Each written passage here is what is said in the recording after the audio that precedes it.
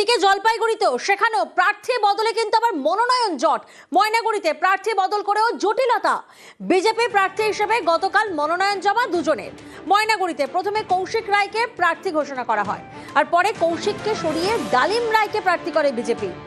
প্রার্থী পদ ছাড়তে নারাজ কৌশিক রায় গতকাল মনোনয়ন জমা দিয়েছেন। কৌশিক ডালিম দুজনেরই দাবি তিনিই ময়নাগুড়ির পদ্মপ্রার্থী।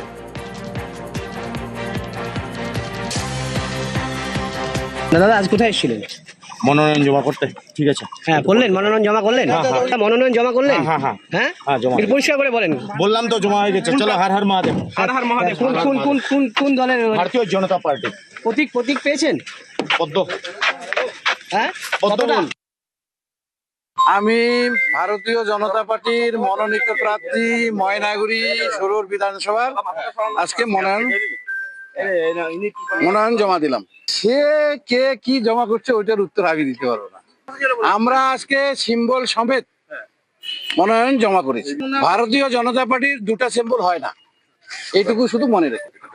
সে কি জমা দিছে না দিছে, কি বাতিল হবে সেটা তো ওর ব্যাপার। ডালিম রায় ময়নাগুড়ির বিজেপি প্রার্থী স্পষ্ট করেন সুকান্ত মজুমদার। ময়নাগুড়িতে ডালিমের সমর্থনে রোড শো করেন সুকান্ত মজুমদার।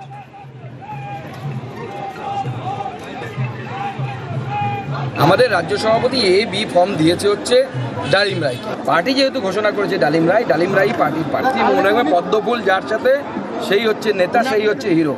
পদ্মফুল না থাকলে সব ব্যাটাই জিরো। তো পদ্মফুলই হচ্ছে হিরো।